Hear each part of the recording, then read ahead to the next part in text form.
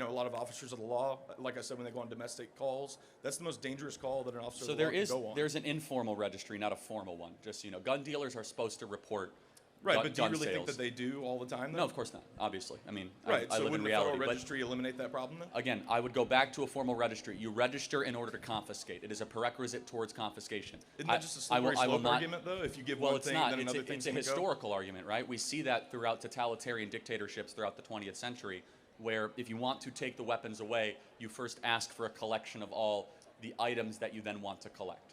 The government screws up more than it does correct in this specific portion, and the downside to having more guns is far better than the downside of having only the government have guns.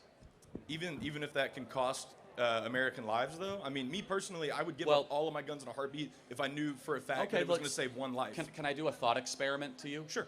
So do you think we should ban driving? No, I don't think so. And I know where you're going with this. 55,000 people a year die from car accidents, right? Right, so absolutely. But those are accidents, though. That's not someone intentionally going and killing somebody. Some people intentionally do, or some people have DUIs, right? Some of it is an act of agency, not just accidents, right?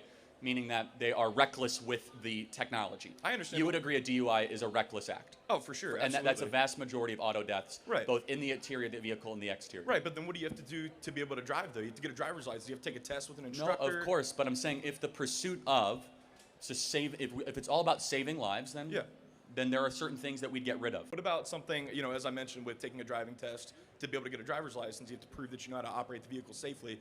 What about something similar to that with owning a gun? Some kind of thing where you go to a range with a trained professional, you show that you know how to operate the gun, safely, know how to store it safely, things like that.